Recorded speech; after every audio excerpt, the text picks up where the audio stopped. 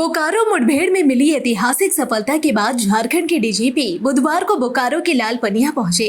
उन्होंने उग्रवादियों को चेताया भी, पचकारा भी और समझाया भी। कहा कि झारखंड सरकार की सरेंडर पॉलिसी का लाभ लेते हुए नक्सली मुख्यधारा में लौट आए, उनकी जान बची रहेगी। सरकार उनके बच्चों की पढ़ाई का ध्यान रखेगी, कानूनी मदद करेगी और अगर नहीं मानेंगे तो गोली खाएंगे। डीजीपी ने कहा कि कोबरा बटालियन का इस मुठभेड़ में बहुत बड़ी भूमिका रही है। इस बटालियन में स्ट्राइक फोर्स होता है जो सीधे फ्रंट फुट पर स्ट्राइक करता है और सामने वाले को समझने और संभलने का कोई मौका नहीं देता। उन्होंने कहा कि 25 साल से मैं भी झारखंड में उग्रवाद को देख रहा हूं, लेकिन इतनी बड़ी कामयाबी पहली बार मिली है जब नक्सलियों के टॉप लीडरशिप को एक साथ मार गिराया गया हो। उन्होंने यह भी कहा कि सफलता से नक्सलियों के फन को कुचल दिया गया है। झारखंड में जो भी नक्सली बचे हैं बरसात शुरू होने से पहले मार दिए जाएंगे। डीजीपी ने यह भी कहा कि वह यहाँ की फोर्स को चाईबासा के सारंडा में स्थानांतरित करेंगे।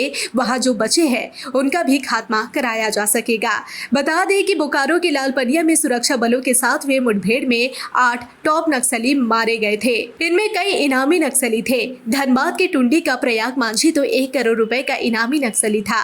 डीजीपी ने और क्या कुछ कहा, आइए आप भी सुने। मैं अपने अधिकारियों को और अपने जवानों को धन्यवाद देने के लिए मैं यहाँ लाल पनिया में आया हूँ, क्योंकि इनकी मेहनत, इनकी जानबाजी, इनकी हौसला ने आज हम लोगों की छाती चौड़ी कर दी है और झारखंड पुलिस को एक ऐसी सफलता दी है जो ऐतिहासिक है। करीब 25 साल से मैं भी झारखंड का उग्रवाद देख रहा हूँ, लेकिन मेरे को याद नहीं है कि एक साथ इतनी बड़ी संख्या में नक्सलियों के टॉप लीडरशिप को हम लोगों ने मार गिराया हो। ऐसा मैंने पहले नहीं देखा है और मुझे लगता है कि जिस प्रकार से सांप का सिर काट दिया जाता है, इसी प्रकार से आज टॉप लीडर्स को मार करके हम लोगों ने नक्सलियों को दिशाविहीन और ख़त्म कर दिया है। और मैं अभी इस क्षेत्र की सारी फोर्सेस का रीडिप्लॉयमेंट चाईबासा के सरंडा क्षेत्र में करने जा रहा हूँ, ताकि जो बचे खुचे बिल में छुपे नक्सली जो कि सरंडा के जंगलों में बैठ करके कुछ वसूली करना, हत्याएं करना, उसको हम लोग बंद कर सके और बरसात शुरू होने से पहले झारखंड राज्य को नक्सल मुक्त कर सके। ये हमारा प्रयास रहेगा, ये हमारा अभियान रहेगा और मुझे पूरा विश्वास है कि हमारी जानबाज कोबरा, ये आज की जो परसों का जो ऑपरेशन हुआ, इसमें कोबरा की सबसे अहम भूमि थी, क्योंकि जो स्ट्राइक पार्टी है जिसने सीधा मुकाबला उग्रवादियों के साथ किया, नक्सलियों के साथ किया, उसका लीडरशिप हमारे कोबरा के जवान और साथ में जेजे के जवान और जिला पुलिस के जवान कर रहे थे। तो कोबरा की पूरे ऑपरेशन में बहुत ही अहम भूमिका रही है और मैं बचे कुचे नक्सलियों को बताना भी चाहता हूँ, समझाना भी चाहता हूँ, सिखाना भी चाहता हूँ कि आप जो है ये जो आपका रास्ता है, जो मारपीट का, खून खराबा का रास्ता को छोड़ करके आप झारखंड राज्य की सरेंडर पॉलिसी के अनुरूप पुनः आप लोग मुख्य धारा में आइए। राज्य की एक बहुत ही सुंदर सरेंडर पॉलिसी बनी हुई है, जिसमें जो लोग सरेंडर करते हैं उन्हें हम जेल नहीं भेजेंगे, बल्कि उनके लिए अलग व्यवस्था है। एक हमारा ओपन जेल है, उनको हम पैसा देंगे, उनके लिए हम ज़मीन लेकर देंगे, उनके बच्चों की पढ़ाई का ध्यान रखेंगे, उनकी कानूनी लड़ाई लड़ने में मदद करेंगे। परंतु यदि मेरे इस कहने के बावजूद, हमारे समझाने के बावजूद बचे खुचे नक्सली अपने इस घृणित कार्य से बाज नहीं आते हैं, तो उनका भी हश्र वही होने जा रहा है जो कि ये 8-9 नक्सलियों का परसों हुआ।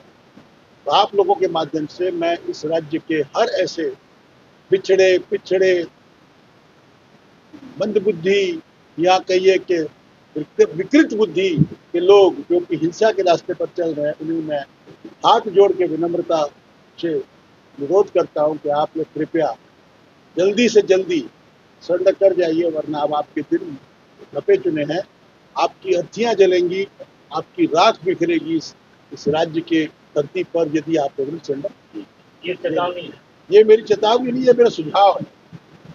ये मेरा एक डीजीपी के रूप में, जिसने 25 साल से इस लड़ाई को देखा है, उससे मैं, जब लड़ाई में आप सामने वाले को पता है कि दुश्मन इतना मजबूत है, मैं नक्सली की बात कर रहा हूँ, जब नक्सली जान गया कि उसके सामने की जो पुलिस है, उसके सामने की जो सीआरपी है, उसके सामने की जो कोबरा है, वो इतनी मजबूत है, तो उसको उस लड़ाई को छोड़ करके मुख्य धारा में आ जाना चाहिए। इसमें एक और बात है, आज हमारी जो इंटेलिजेंस है वो इतनी पक्की है कि हमें राज्य के हर नक्सली, हर उग्रवादी, हर चाल, हर सोच, हर दोस्त, हर दुश्मन, हर खाने का स्थान, हर डॉक्टर, हर इलाज करने वाला व्यक्ति, सबकी कंप्लीट जानकारी हमारे पास में।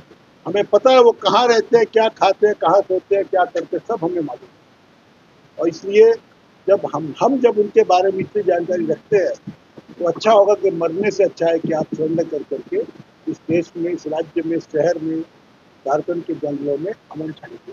ये मेरा आज का गिरफ्तारी भी हुई है। हाँ, गिरफ्तारी हुई है, उसमें उसकी पूछताछ चल रही है। कुछ लोग स्पॉट से पकड़े गए हैं, उनकी पूछताछ चल रही है। सर, कितने लोग पकड़े गए ये आपको डिटेल एसपी बताएंगे, मैं ज़्यादा नहीं बताऊंगा उसमें, क्योंकि अभी सर्च चल रही है।